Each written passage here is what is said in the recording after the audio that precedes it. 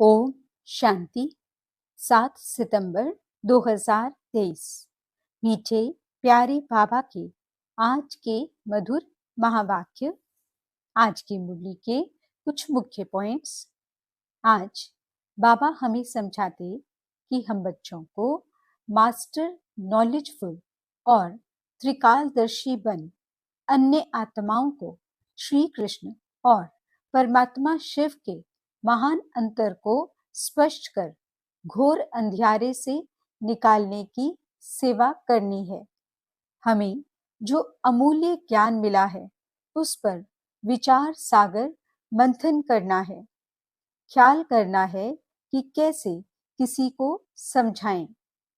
हर कर्म व कदम में सफलता प्राप्त करने के लिए त्यागी आत्मा बनना है। बाबा कहते, जिन बच्चों के दिल में सदा यही गीत बजता है, वह मेरा बाबा वह, ऐसे बच्चे ही दिलाराम बाप के समीप दिलाराम के दिलरुबा हैं। तो चलिए सुनते हैं आज की बाबा की मीठी प्यारी मुरली। ओम शांति। बाबा कहते, मीठे बच्चे, विचार सागर मंथन कर श्री कृष्ण और परमात्मा शिव के महान अंतर को स्पष्ट करो। प्रश्न, ब्रह्मा बाप अपने आप से क्या बातें करते हैं? उन्हें वंडर क्या लगता है? उत्तर, ब्रह्मा बाप अपने आप से बातें करते। पता नहीं क्या होता जो शिव बाबा घड़ी घड़ी भूल जाता है। ऐसे तो नहीं, बाप जब प्रवेश करते हैं तब याद रहती है, बाबा चले जाते हैं तो याद भूल जाती है। परंतु मैं तो उनका बच्चा हूँ, याद भूल क्यों जाती? क्या मेरी याद से ही बाबा आते हैं? ऐसे ऐसे बाबा अपने आप से बातें करके वंडर खाते रहते हैं। गीत, तू प्यार का सागर है। ओम शांति। शिव बाबा बैठ करके अपने सिकिलते बच्चों को समझाते हैं कि गीता का भगवान कौन है, क्योंकि इस समय भारत में है अज्ञान अंधियारा। इसको कहा जाता है घोर अंधियारा, अज्ञान अंधियारा। फिर सोजरा चाहिए ज्ञान का।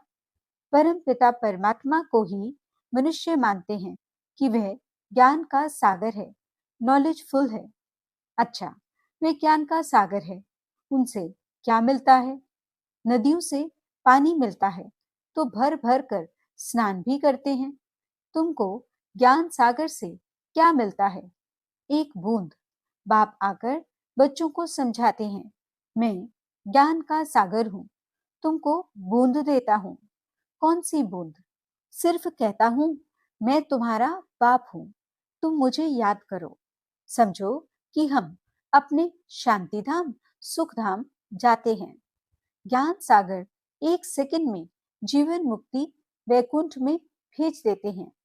घर बैठे भी दिव्य दृष्टि दे देते हैं। मनुष्य तो एक दो को सामने दृष्टि देते हैं, बाबा घर बैठे साक्षात्कार करा लेते हैं। एक बूंद मिलने से तुम यहाँ से चले जाते हो, यहाँ बैठे बैठे तुम वैकुंठ में चले जाते हो। अब बाप बैठ समझाते हैं, गीता का भगवान कौन है? वह है ज्ञान का सागर निराकार। मनुष्य तो गाते हैं श्री कृष्ण के लिए, अब तुमको समझाना है श्री कृष्ण ने ज्ञान नहीं सुनाया। पहले पहले तो कहते हैं श्री कृष्ण ने माता के गर्भ से जन्म लिया, कंस पुरी थी, फिर आवाज हुआ, हे कंस, तुमको मारने वाला आ चुका है। ये तो जानते हो सब असुर हैं। कंस, जरासंधि, अकासुर, बकासुर, पाप आत्माएं सबका विनाश करने लिए उनका जन्म दिखाते हैं। तो श्री कृष्ण ने जन्म लिया, वह तो छोटा था, फिर ज्ञान कब दिया? वह तो युद्ध के मैदान में श्री कृष्ण का बड़ा रूप दिखाते हैं, छोटा तो नहीं दिखाते हैं। वैसे ही श्री कृष्ण जयंती के बाद फिर गीता जयंती दिखाते हैं। कुछ समय के बाद जब वह बड़ा हुआ तब ज्ञान दिया होगा, ये भी दिखाते हैं। जन्म लिया है, टाइम भी दिखाते हैं। रात्रि के समय यहाँ तुम देखते हो शिव बाबा की पधरामनी हुई है। कोई को पता नहीं कि कब प्रवेशता हुई। शिव बाबा तो बच्चा बना नहीं है, वह तो बूढ़े वानप्रस्थ अवस्था में आया है। कब आया उसकी डेट है नहीं। श्री कृष्ण की तो तिथि तारीख है और वह गर्भ से पैदा हुआ है। यहाँ शिव बाबा तो ज्ञान का सागर है, उनको छोटा होना नहीं है जो फिर बड़ा होकर ज्ञान सुनाए। श्री कृष्ण का जन्म तो स्वर्ग में हुआ, वे किसको राजयोग सिखला न सके क्योंकि खुद ही राजा है। बरोबर तुम जानते हो निराकार बाप ही आकर राजयोग सिखलाते हैं, पतितों को पावन, राजाओं का राजा बनाते हैं। उस हद के रात और दिन तथा इस बेहद के रात और दिन के अर्थ में भी फर्क है। यह है संगम। जबकि ब्रह्मा की रात पूरी हो, ब्रह्मा का दिन शुरू होता है। यह है बेहद की रात्रि, अज्ञान अंधियारा। सतयुग में है सोजरा, उस रात की बात नहीं। वह तो श्री कृष्ण का जन्म रात में मनाते हैं। वह हुई हद की बात, यह है बेहद की। बाप कहते हैं मैं आता हूं, मेरी कोई तिथि तारीख नहीं। कृष्ण राम आदि की तो तिथि तारीख है, मुख्य है ही दो। अभी श्री कृष्ण जयंती आती है ना, उन्हों को समझाना है। कृष्ण तो छोटा बच्चा है, रात और दिन तो ब्रह्मा का गाया जाता है। ब्रह्मा का दिन श्री कृष्ण है और ब्रह्मा की रात ब्रह्मा है। ब्रह्मा ही फिर सो श्री कृष्ण बनता है। वह तो समझते हैं कृष्ण भगवान है, वह हाजिरा हजूर है। तो इस पर भी समझाना है। तुम्हारी है शिव जयंती, वाह, शिवरात्रि कहो, शिव जयंती कहना ठीक है। ये भी समझाना होता है। वह गर्भ में तो आते नहीं हैं, साधारण तन में आते हैं। श्री कृष्ण की तो 8 पीढ़ी चलती हैं। छोटेपन में उनको मोहन अथवा कृष्ण कहते हैं, जैसे प्रिंस ऑफ वेल्स है। वैसे पहले पहले गद्दी इंद्रप्रस्थ की, प्रिंस ऑफ इंद्रप्रस्थ। फिर वह प्रिंस से किंग होगा। कृष्ण अक्षर नहीं, महाराजा नाम ही गाया जाता है। श्री लक्ष्मी नारायण को महाराजा महारानी कहते हैं। किंग अक्षर अंग्रेजों का है, असुल नाम महाराजा महारानी है। ऐसे नहीं कि नारायण ने ज्ञान दिया था, स्वयंवर बाद श्री कृष्ण फिर श्री नारायण बनते हैं। अब इस ज्ञान सागर शिव का नाम तो बदलता नहीं, एक ही नाम है उनका। वह रथ तो बड़ा है, आने से ही ज्ञान सुनाना शुरू कर दिया है। ये ब्रह्मा तो कुछ नहीं जानते थे, समझ में आता है इनमें आया हुआ है जो साक्षात्कार कराते हैं, नॉलेज दे रहे हैं। ये साक्षात्कार का राज अथवा ये नॉलेज शुरू में पहले समझ में नहीं आती थी। बाबा अपना अनुभव बतलाते हैं। शुरू में बनारस गए तो दीवारों पर गोले आदि निकालते रहते थे। समझ में कुछ भी नहीं आता था, ये क्या है, क्योंकि ये तो जैसे बेबी बन गए, नया जन्म लिया ना।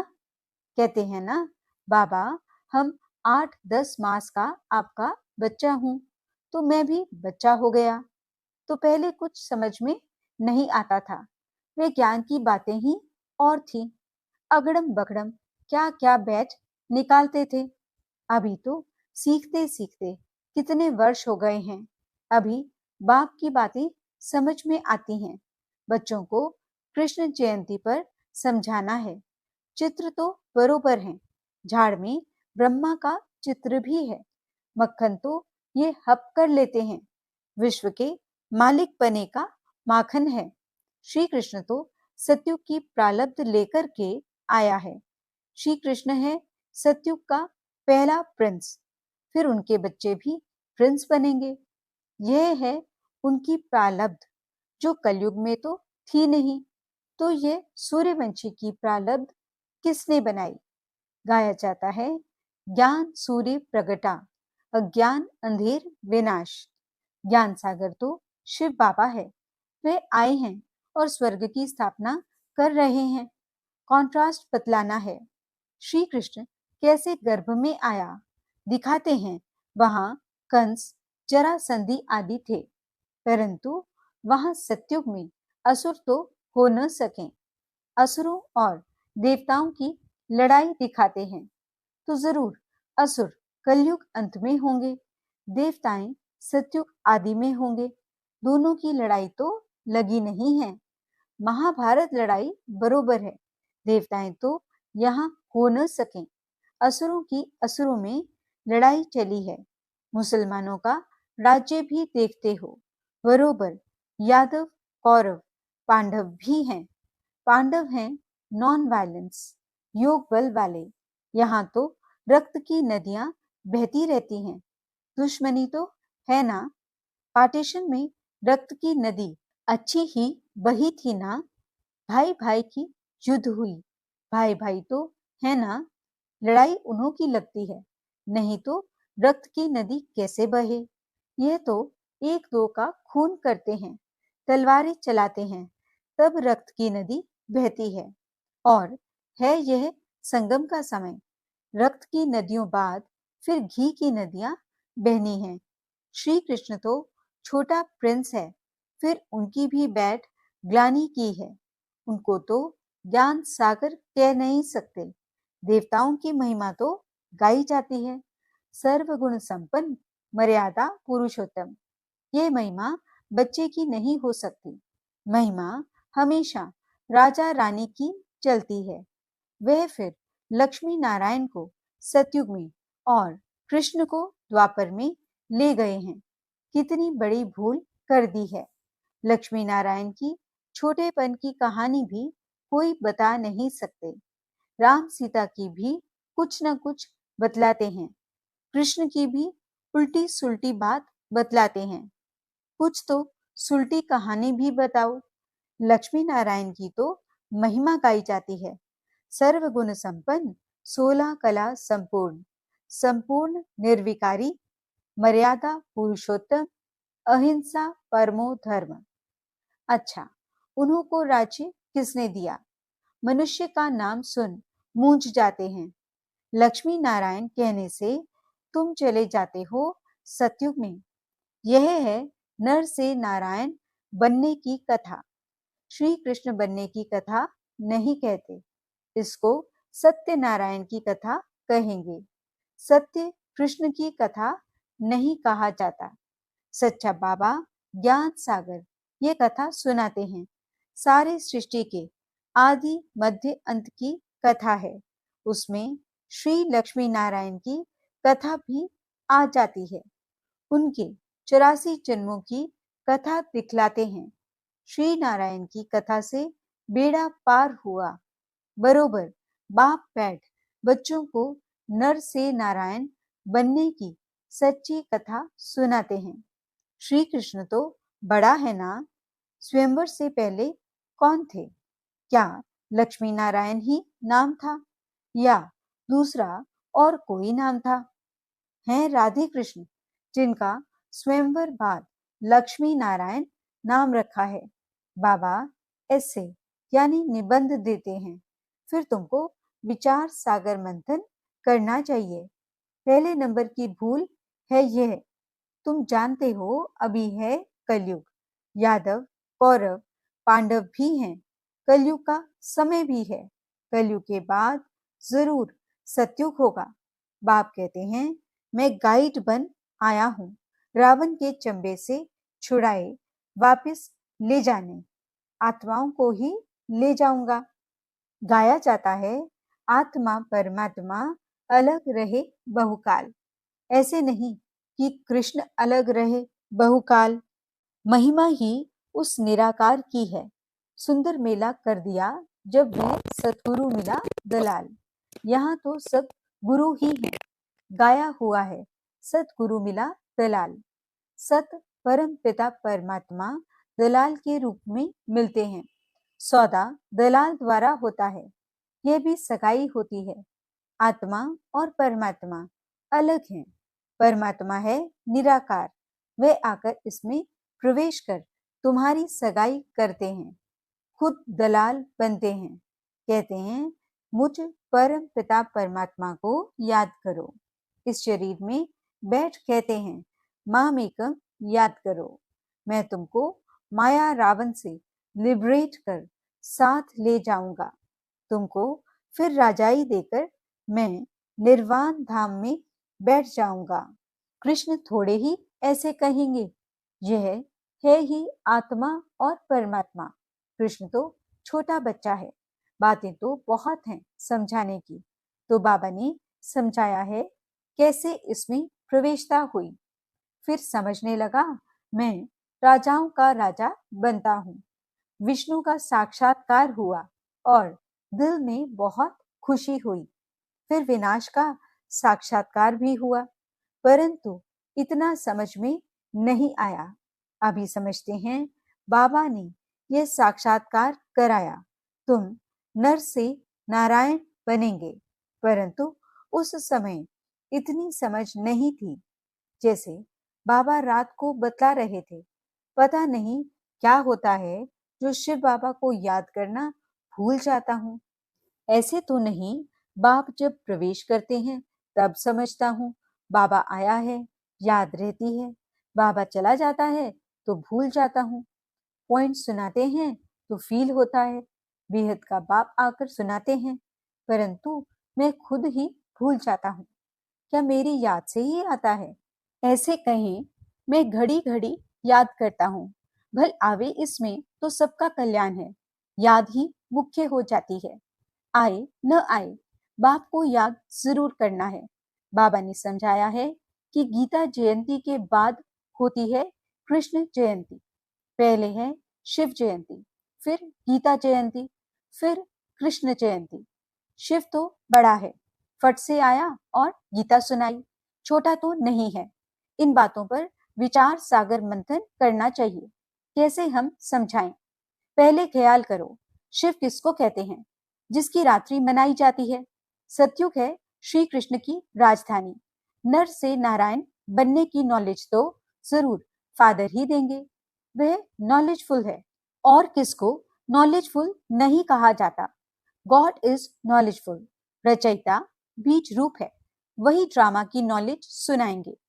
ड्रामा कब शुरू होता है और फिर कब पूरा होता है किसको पता ही नहीं है।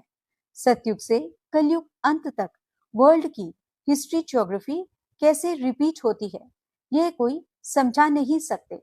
सुनावे वह जो त्रिकालदर्शी हो। त्रिकालदर्शी तो कोई है नहीं सिवाय एक के, वही तुमको त्रिकालदर्शी बनाते हैं। अच्छा, मीठे मीठे सिकिलदे बच्चों प्रति माता पिता बाप दादा का याद प्यार और गुड मॉर्निंग। रूहानी बाप की रूहानी बच्चों को नमस्ते। हम रूहानी बच्चों की रूहानी बाप दादा को दिल व जान सिक व प्रेम से नमस्ते नमस्ते नमस्ते जी। गुड मॉर्निंग बाबा, शुक्रिया बाबा। धारणा के लिए मुख्य सार।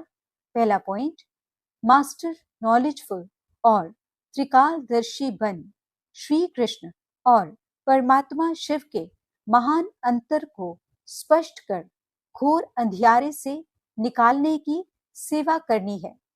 दूसरा पॉइंट, बाबा जो ऐसे यानी निबंध देते हैं उस पर विचार सागर मंथन करना है, ख्याल करना है कैसे किसको समझाएं।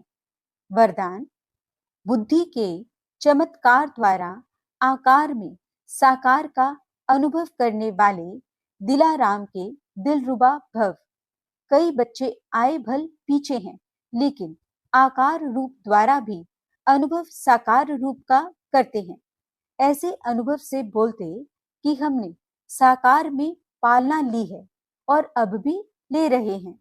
तो आकार रूप में साकार का अनुभव करना ये बुद्धि की लगन का, स्नेह का प्रत्यक्ष स्वरूप है।